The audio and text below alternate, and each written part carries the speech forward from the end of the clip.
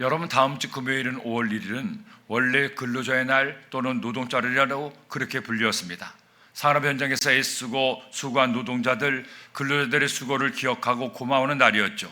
하지만 공휴일은 아니었고 근로자들만이 쉬는 날이기도 했습니다. 그런데 이번에 그날이 법정 공휴일이 됐습니다. 정부가 제정한 빨간 날이 된 거죠. 여러분, 우리나라 이처럼 법으로 제정해서 일하지 않고 쉬는 명절이나 휴일이 있습니다. 우리 고유의 명절인 추석이나 설은 말할 것도 없습니다. 그런데 오늘 말씀에도 보니 이스라엘에도 이런 절기들이 있음을 알 수가 있습니다. 하나님은 레위기 말씀을 통해서 이스라엘 백성들이 하나님을 닮아서 거룩하게 사는 방법을 가르쳐 주는데, 그 거룩해지는 방법 중에 하나가 오늘 말씀에 나오는 절기, 즉 명절들을 잘 지키라는 것입니다.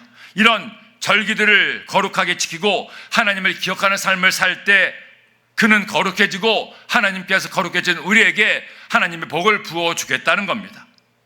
그런 이스라엘 사람들이 지켰던 절기 가운데 한국의 광복절 같은 절기가 있습니다. 우리나라가 일본에서 독립한 것처럼 이스라엘도 애굽에서 독립한 날이 있었다는 것이죠. 광복절이 우리나라의 가장 큰 공휴일인 것처럼 바로 이 날도 이스라엘 민족의 가장 즐겁고 기쁜 명절이었다는 겁니다. 어떤 명절입니까? 바로 유월절이었습니다. 그러게 하나님은 이스라엘 백성들에게 어떤 일이 있어도 이 유월절을 기억하라고 말씀하죠. 유월절을 기억하고 기념하고 그날에 그들을 구원하신 하나님께 감사하라고 유월절을 지키게 했던 겁니다. 그렇다면 여러분, 이 유월절이 우리에게 어떤 영적인 의미가 있습니까? 우리가 유월절을 어떻게 지킬 때 하나님께서 그들에게 어떤 은혜를 더하실까요? 오늘의 말씀을 통해 이스라엘 백성들이 지켰던 유월절의 의미를 깨닫고 여러분도 하나님의 말씀 따라 살아감으로 하나님의 은혜를 얻게 되기를 예수님의 이름으로 축원합니다. 그렇다면 어떻게 그들은 유월절을 지켰습니까? 첫째로 유월절은 하나님께 감사하는 날입니다. 여러분, 애굽 나라 즉 이집트는 지금부터 3400년 전에 지구상에서 가장 강력한 힘을 가진 나라 중에 하나였습니다. 오늘날까지도 그 당시 만들었던 피라미드나 스핑크스가 사람들을 감탄하게 하죠. 도대체 수천 년 전에 어떻게 저런 거대한 건물을 만들 수 있었을까 하고 의아해합니다. 그런데 그런 건물들을 누구를 통해 만들 수 있었습니까? 바로 노예들이었습니다.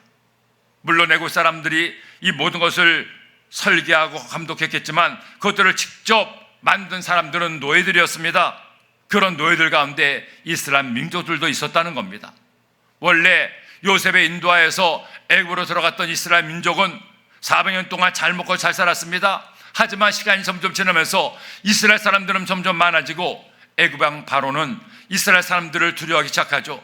이때부터 이스라엘 사람들은 노예처럼 살았습니다. 온갖 학대와 고통을 받으며 살게 되죠. 이렇게 비참한 삶을 살게 되자 그들은 그들의 조상 아브라함의 하나님, 이삭의 하나님, 야곱의 하나님께 기도합니다. 자기들에게 자유를 달라고, 이 애굽의 노예 신분에서 벗어나게 달라고 조상의 하나님께 기도하는 거예요.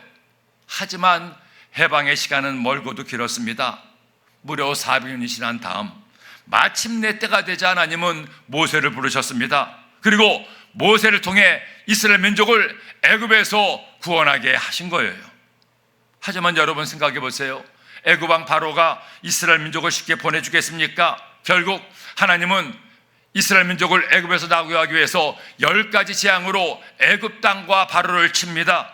그 10가지의 재앙 가운데 마지막 재앙이 바로 저 유명한 장자의 죽음이죠. 하나님께서는 마지막 재앙으로 애굽 땅에 있는 애굽 왕 바로의 장자부터 심지어 외양간에 있는 소의 첫 새끼에 이르기까지 그들을 죽게 함으로 하나님의 공의를 드러나게 하는 겁니다. 이때 하나님은 애굽 땅 고센에 살고 이스라엘 사람들에게 한 가지 중요한 명령을 내립니다. 모든 이스라엘 사람의 집에서 어린 양을 잡게 하죠. 그 어린 양의 피를 집 문설주와 임방에 다 바르게 하고 집을 떠날 준비를 다 해놓으라고 말씀합니다. 왜? 이 장자의 재앙이 내린 다음 너희들을 구원할 것이다 약속하셨기 때문이에요. 오늘 말씀 11절에 보니 너희는 그것을 이렇게 먹을지니 허리에 띠를 띠고 발에 신을 신고 손에 지팡이를 잡고 급히 먹어라. 이것이 야훼의 유월절이니라. 하나님께서 이 유월절날 그들을 구원하실 것이니 너희는 길을 떠나 준비를 하고 하나님의 때를 기다리는 겁니다.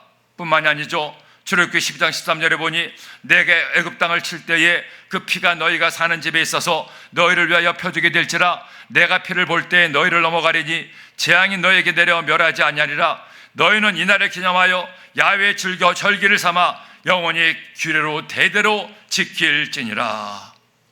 그들이 발랐던 문설적인 박이 어린 양의 피가 재앙을 넘어가게 하고 그들을 구원시켜 준다는 겁니다. 보세요. 하나님 말씀하십니다. 영원토록 이 절기 유월절을 지키라는 겁니다. 그리고 오늘 말씀에 다시 한번 이처럼 명령하죠. 4절 말씀해 보니 이것이 너희가 그 정한 때에 성회로 공포할 야훼의 절기들이니라. 첫째 날 연 나흘날 저녁은 야훼의 유월절이요. 하나님은 왜 이렇게 강력하게 유월절을 지키라고 말씀했습니까? 도대체 유월절에 그들이 해야 될 일이 뭡니까? 그들이 유월절에 해야 될 가장 중요한 일이 있습니다. 유월절에 하나님께서 그들을 구원하신 것을 기억하라는 겁니다. 하나님께서 하나님의 능력만으로 이스라엘을 애굽에서 해방시켜 주었습니다. 그러니 그들을 구원하신 하나님을 기억하고 감사라는 거예요. 하나님의 은혜를 얻었으니 은혜 본 자답게 은혜 주신 하나님께 감사하는 날이 바로 유월절입니다. 여러분, 사람은 은혜를 기억해야 됩니다. 나를 아프게 하고 나를 힘들게 한 원한은 물로써 보내야 되죠. 하지만 나를 도와주고 내가 힘들 때 내 편 되어준 사람은 마음의 돌에 그 이름을 새게 됩니다. 그의 사랑과 도움에 감사하고 때가 되면 그 은혜를 갚는 것이 사람의 도리가 아니겠습니까? 그런데 많은 사람들이 이런 사람으로서 지켜야 될 도리를 도리어 거꾸로 지킵니다. 나에게 좋은 일을 해준 은혜는 물로써 잊어버리고 나에게 해를 끼치고 아프게 한 원한은 마음의 돌에 새겨 놓습니다. 그 미움이 자신의 몸과 마음을 죽이는 독이 되는데도 미움과 원한을 잊지 못해 지옥 같은 고통을 느끼며 사는 거예요. 하지만 나를 위해서 애써주고 도와준 은혜는 너무나 쉽게 까맣게 잊어버립니다. 사람은 마땅히 감사하고 잊지 말아야 되는데 그렇게 하지 않는다는 거죠. 저는 여러분들이 예수님의 하나님의 자녀가 되었다면 이제 우리가 지켜야 될 유월절을 지키길 바랍니다. 유월절을 지킨다는 것이 어떤 이단들처럼 유월절을 문자가대로 지키는 것이 아닙니다. 유월절을 지킨다는 의미는 나를 구원하신 주님께 감사함으로 나의 유월절을 지키는 여러분 되기를 예수님의 이름으로 축원합니다. 1년 365일이 나의 유월절이 되어야 됩니다. 매일매일 하루를 시작할 때마다 하루를 마감할 때마다 하나님 나를 구원하시니 감사합니다. 예수의 보혈로 나의 모든 죄를 써주시니 감사합니다. 주의 은혜에 감사하는 여러분 되기를 예수님의 이름으로 축원합니다. 지난 1860년 9월 8일에 미국 미시건 호수에서 큰 배가 그만 물속으로 가라앉고 있었습니다. 그 소식을 들은 에드워드 스펜서라는 실학교 학생이 호수로 달려갔습니다. 이 스펜서는 고등학교 시절 수영 선수이기도 했죠. 그는 큰 바람과 높은 물결을 두려워하지 않고 호수에 뛰어들어가 사람들을 구하기 시작했습니다. 1명을 구하고 2명을 구하고 5명을 구하고 10명을 구하고 무려 16명을 구하고 결국 그도 힘에 빠져 쓰러졌어요. 그때 곁에서 누군가 또 소리쳤습니다. 파도 속에서 허우적대는 사람이 또 있다는 거죠. 정신없이 일어나서 다시 물로 뛰어들었습니다. 그리고 그 마지막 사람까지 구하고 그만 정신을 잃어버렸어요. 결국 그는 그날의 일이 무리가 돼서 병을 얻고 32살의 젊은 나이에 세상을 떠나게 됐습니다. 그가 죽기 며칠 전에 신문기자가 그에게 그날의 소감을 물었을 때 그는 이런 말을 했습니다. 그날 밤 나는 물에서 17명을 구출해냈습니다. 그런데 나에게 감사를 표시한 사람은 단 1명밖에 없었습니다. 그 소녀는 지금까지 크리스마스 때마다 감사의 카드를 보내왔습니다. 나는 감사할 줄 모르는 16명보다 감사할 줄 아는 그 소녀 한 사람 때문에 그날의 일을 후회하지 않습니다. 그때 병으로도 이렇게 죽어가지만 그 한 사람을 살린 것이 나에게 큰 기쁨이 됩니다. 그때 그 사고로 385명의 승객 중에 287명이 죽었다고 합니다. 하지만 한 청년의 희생으로 17명이 살았습니다. 감사한 사람은 한 명밖에 없었다는 거죠. 오늘날 많은 그리스도인들이 주님의 은혜 입어서 예수님 믿고 하나님의 자녀가 됩니다. 험하고 고단한 인생길 살면서 힘들 때마다, 어려울 때마다 하나님께 기도하죠. 주님, 힘들다고, 아프다고, 속상하다고, 외롭다고 도와달라고 기도하면 하나님 그때마다 우리의 기도를 들으시고 우리의 손을 꼭 잡아주시고 우리의 마음을 위로하시고 하나님의 응답과 치료와 은혜를 더하십니다. 이것만으로도 너무너무 감사한데, 나를 구원하신 하나님이 나를 도와주시고 나를 돌보실 뿐 아니라 이 땅의 수고 끝나면 영원한 천국까지 우리에게 주셨으니 얼마나 감사합니까? 이런 넘치는 은혜를 받았음에도 불구하고 그 은혜 주신 하나님께 감사하지 못한다면 우리는 나의 유월절을 지키지 못하는 겁니다. 유월절을 지킨다는 것은 다른 일이 아닙니다. 매일매일의 삶 가운데 나를 구원하신 하나님께 감사하는 것, 이것이 바로 나의 유월절을 지키는 겁니다. 그런 여러분 꼭 기억하세요. 언제나 나를 사랑하시고 나를 구원하셨고 나에게 좋은 것 주시는 하나님을 내 마음의 돌비에 새겨 넣으세요. 그리고 하나님께 감사하세요. 하나님, 이것도 감사합니다. 저것도 감사합니다. 나 같은 자를 구원하시니 감사합니다. 나에게 베푸신 은혜를 생각하면 생각할수록 너무너무 감사합니다. 이 감사가 여러분들의 유월절 되기를 예수님의 이름으로 축원합니다. 둘째로, 유월절은 하나님께 나를 드리는 날입니다. 자, 그렇다면 이스라엘 백성들은 이 유월절을 어떻게 지켰습니까? 어떻게 감사했습니까? 말로만 감사했습니까? 오늘 말씀을 보세요. 그들은 자신들을 구원하신 하나님께 감사함으로 이런 일도 했습니다. 12절 말씀에 너희가 그 단을 흔드는 날에 1년 되고 흠없는 순양을 야훼께 번제로 드리고 그 소재로는 기름 섞은 고운 가루 10분의 1 에바를 야훼께 드려 화제로 삼아 향기로운 냄새가 되게 하고 전제로는 포도주 4분의 1 흰을 쓸 것이며, 그들은 유월절에 제사를 드렸습니다. 번제를 드리고 소제를 드리고 속죄제를 드렸습니다. 그 제물로 양을, 밀가루를, 포도주를 제물로 드린 거예요. 이렇게 제사를 드리며 하나님께 진실한 감사의 마음을 보여드린 겁니다. 말로만 감사하지 않았습니다. 행동으로 감사를 보여드렸습니다. 그들이 드릴 제물로 하나님께 감사를 고백한 거예요. 그러므로 여러분, 나를 구원하신 하나님께 감사합니까? 어떻게 감사해야 되겠습니까? 이스라엘로만 감사하지 말고 내가 주님께 드릴 수 있는 나의 제물을 주께 드림으로 감사하는 여러분 되기를 예수님의 이름으로 축원합니다. 그것이 무엇이든 감사의 마음을 담아 나의 제물을 하나님께 드려야 됩니다. 내 정성과 사랑에 담긴 그 제물을 주님께 드릴 때, 나의 유월절 때 드릴 때 우리는 내가 지킬 유월절을 온전히 지키는 겁니다. 바울을 보세요. 그는 원래 예수님을 믿는 사람을 옥에가 두고 죽이는 무서운 죄인이었습니다. 그런데 예수님은 그런 바울조차도 사랑하시고 그를 만나셨죠. 그의 죄를 보시고 판단하고 징계하지 않았습니다. 오히려 그런 죄인이었던 바울을 용서하시고 사랑하셨습니다. 그를 만나주시고 그에게 구원을 선물로 주시고 사명까지 주셨죠.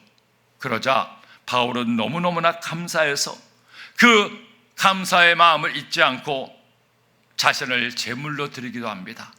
바울은 무엇을 제물로 드렸습니까? 그는 자신의 전 삶을 하나님께 제물로 드렸어요. 평생을 결혼도 하지 않고 자신을 위해서 어떤 일도 하지 않고 오직 주의 복음을 전하는 일에 최선을 다했습니다. 복음을 전하다가 사람들에게 욕도 먹고 두들겨 맞고 죽을 뻔하고 결국 죽었어도 두려워하지 않았습니다. 최선을 다해서 하나님께 자신을 드렸습니다. 그러다가 2번씩이나 로마의 감옥에 갇히고 결국 예수님 때문에 순교를 당합니다. 그럼에도 그는 평생을 자신을 구원하신 주님 은혜에 감사해서 자신의 삶을 제물로 드려 충성했던 거예요. 그는 생전에 많은 편지를 썼고 그가 썼던 편지들이 오늘날 성경 말씀으로 우리에게 주어지고 있지만 그 편지들 가운데 죽음을 눈앞에 두고 마지막 편지를 사랑하는 양아들 디모데에게 보냅니다. 그 마지막 편지가 바로 신약 성경의 디모데후서의 말씀이죠. 그는 디모데후서 마지막 4장 말씀에서 이처럼 그의 삶을 고백합니다. 디모데후서 4장 6절에 보니 전제와 같이 내가 벌써 부어지고 나의 떠날 시각이 가까웠도다. 나는 선한 싸움을 싸우고 나의 달려갈 길을 마치고 믿음을 지켰으니 이제부로는 나를 위하여 의의 면류관 예배되었으므로 주 곧 의로우신 재판장이 그날에 내게 줄 것이며 내게만 아니라 주의 나타나심을 사모하는 모든 자에게도니라. 나는 선한 싸움을 싸우고 나의 달려갈 길을 마치고 믿음을 지켰노라고 고백하던 바울은 이렇게 평생 주를 위해 선한 싸움을 싸웠고 자신의 생명마저 하나님께 제물로 드린 겁니다.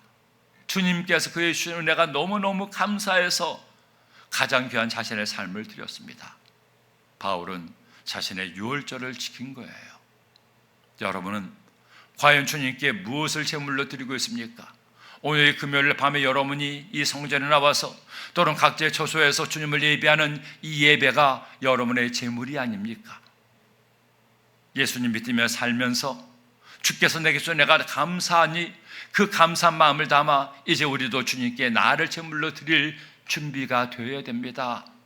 어떻게 하나님께 나의 제물을 드리겠습니까? 무엇이 내가 드릴 제물입니까? 나의 시간입니까? 나의 물질입니까? 나의 봉사입니까? 나의 전도입니까? 나의 충성입니까? 나의 예배입니까? 나의 찬송입니까? 나의 기도입니까?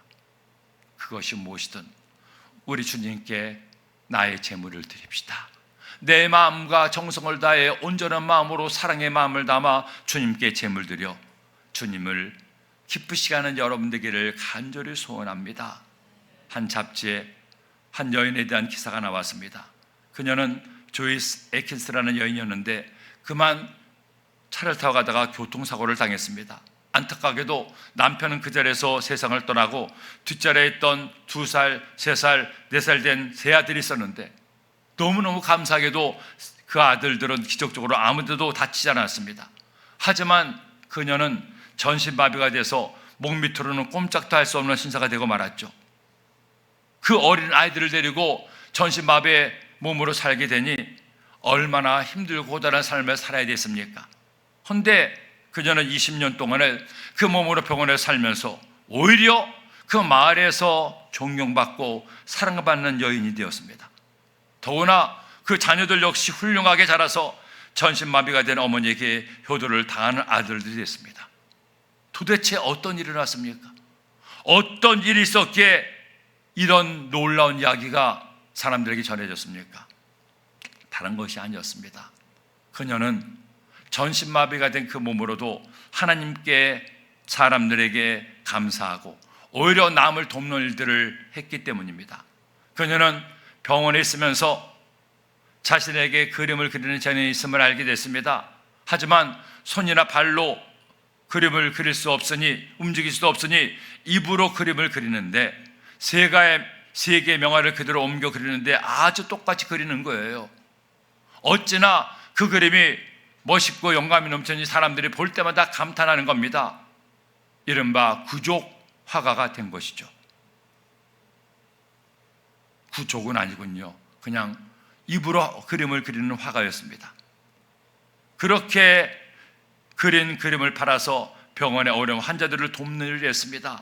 이것이 사람들에게 알려지고 아니 저 몸을 가지고도 절망하지 않고 인생 포기하지 않고 괴로워하지 않고 그림을 그려 다른 사람들 돕다니 저 여인이야말로 정말로 하나님을 사랑하고 이웃을 사랑하는 여인이구나. 그녀의 그 아름다운 헌신이 사람들에게 큰 감동을 주고 이렇게 감동을 받은 이웃 주민들이 오히려 발 벗고 어린아이들을 돌보아서 이런 복된 가정을 이루게 했다는 겁니다. 그는 잡지에서 이렇게 얘기를 했습니다. 나는 2가지에 감사합니다.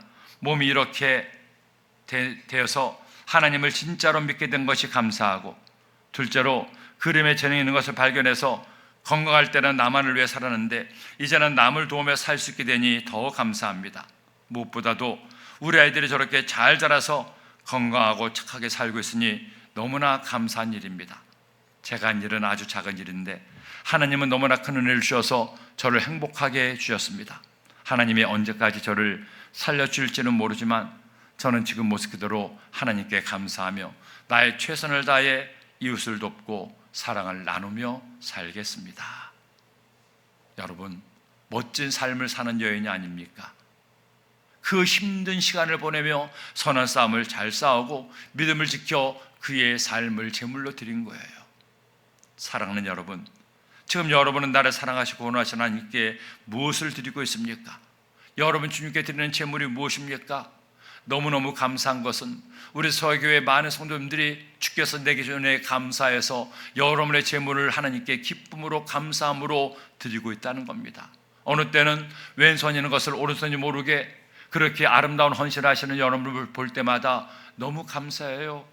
목사로서 하나님 저렇게 귀한 헌신의 예물을 드리는 하나님의 자녀들을 주시니 너무너무 감사합니다. 이름 없이 빛도 없이 충성하시고 어린이들을 사랑하러 돕고 섬기게 하시니 감사합니다. 저희들의 삶이 하나님께 올려드리는 아름다운 제물을 되게 하여 주옵소서. 그런 기도가 저절로 나옵니다. 사랑하는 여러분, 하나님께서 우리에게 베푸시는 은혜가 얼마나 많습니까? 그 은혜를 받기만 하는 것을 끝나지 말고 이제 우리의 유월절을 지킵시다. 이스라엘 민족이 유월절을 지키며 그들의 제물을 드렸던 것처럼 우리도 나의 삶에서 나의 믿음 생활에서 내가 드릴 것을 기쁨으로 드려 여러분의 삶이 아름다운 산 제물 되기를 예수님의 이름으로 축원합니다. 셋째로, 유월절은 나를 위해 죽으신 예수님께 감사하는 날입니다. 이스라엘 백성들이 애굽에서 나온 다음 유월절을 가장 큰 명절로 지켰습니다. 유월절을 지키며 그들을 권하신 하나님께 감사하고 제물을 바쳐 제사를 드렸죠. 그들이 하나님을 잘 믿느냐 아니냐는 이 유월절을 잘 지키고 있느냐 아니냐로 알 수가 있었습니다. 다윗 왕 시대에는 유월절을 잘 지켰습니다. 하지만 우상을 숭배하는 왕들이 있을 때는 그만 백성들의 기억 속에 유월절에 사라졌습니다.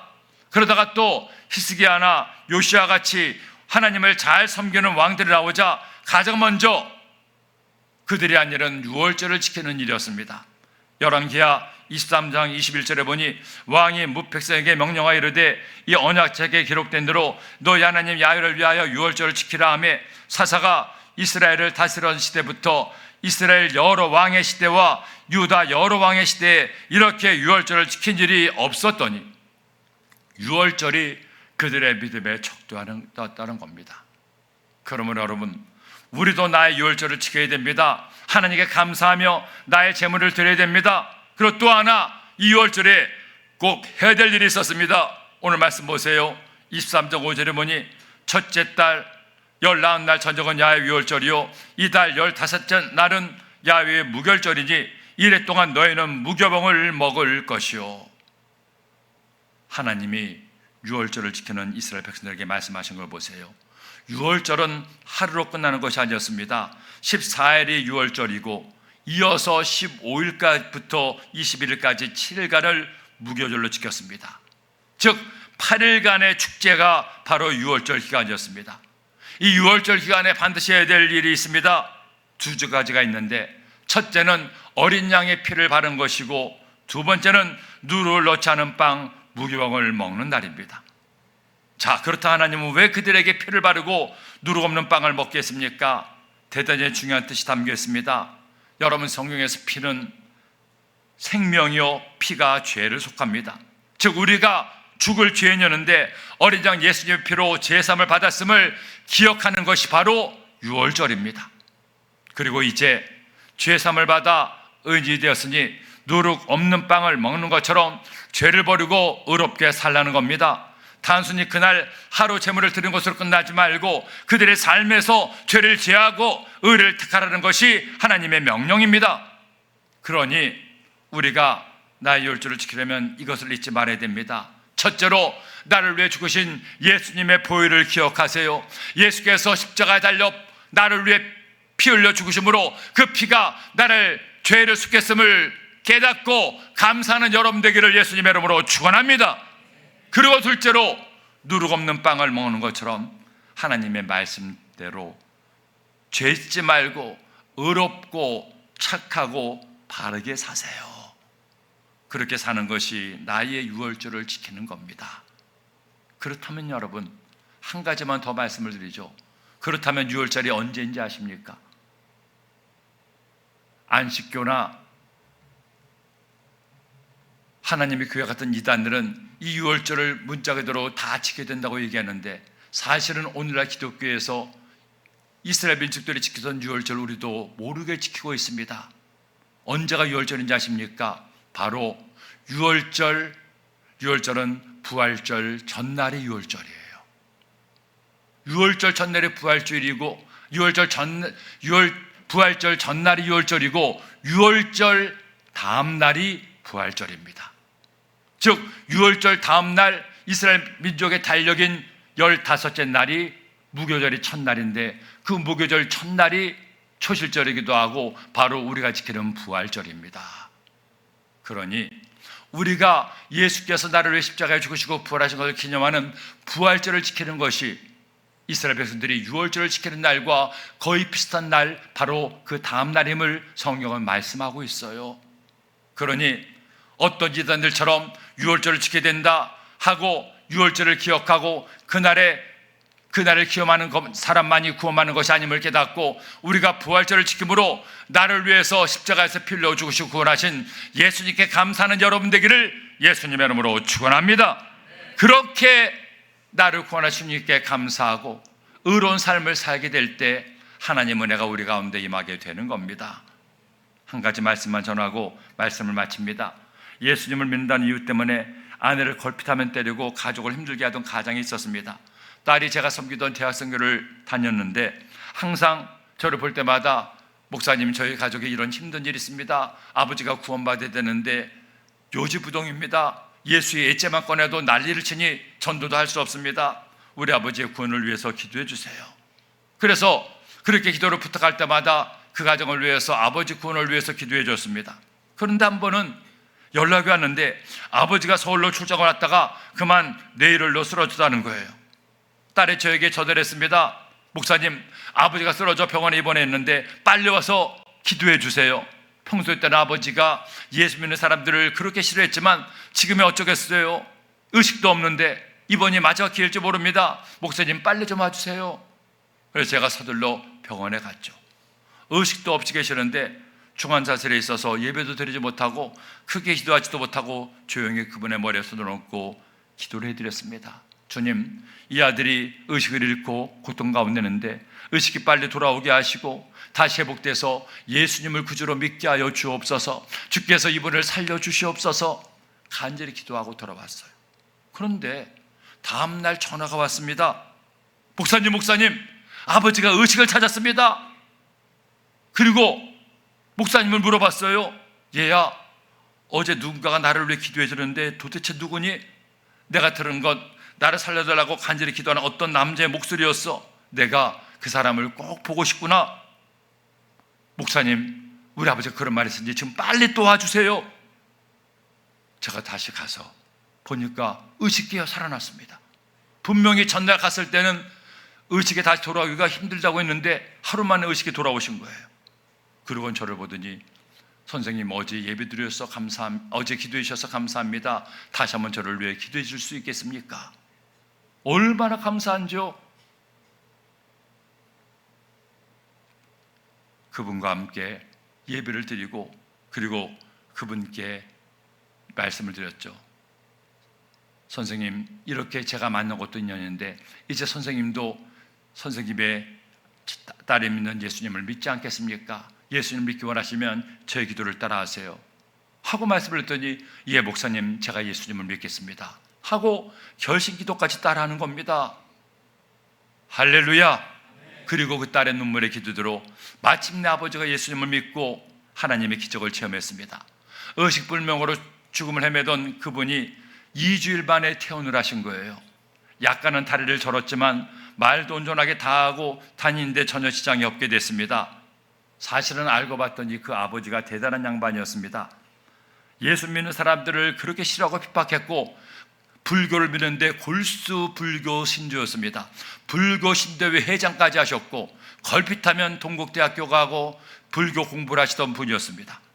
그런 분이 예수님을 믿게 되자 집이 충북에 있는 영동이었는데 그 충북 영동에서 한 주도 받지 않고 매 주일마다 차를 타고 서울 여의도까지 와서 예배를 드리고, 예배 드리고 나서 그냥 가는 것이 아니라 이렇게 왔는데 그냥 갈 수 없다고 성경 공부까지 하는 겁니다.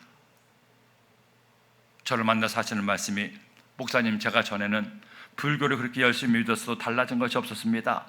매일 아내를 때리고 제 멋대로만 살았습니다.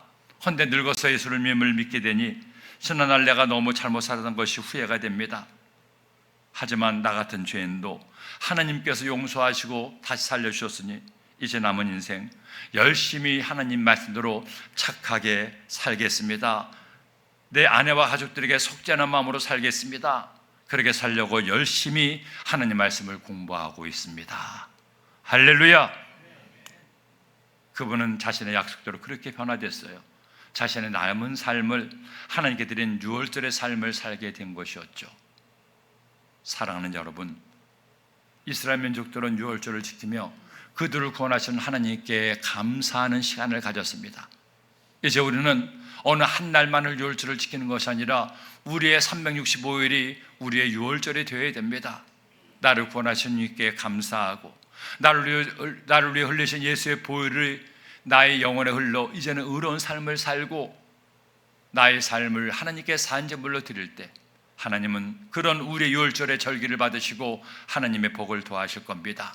오늘 이 시간 주님을 예배하는 여러분, 우리 주님을 더 깊이 만나는 여러분 되시길 바랍니다. 여러분의 유월절을 지켜 주님과 사랑을 하나 되는 은혜가 있게 되기를 예수님의 이름으로 축원합니다. 축원합니다.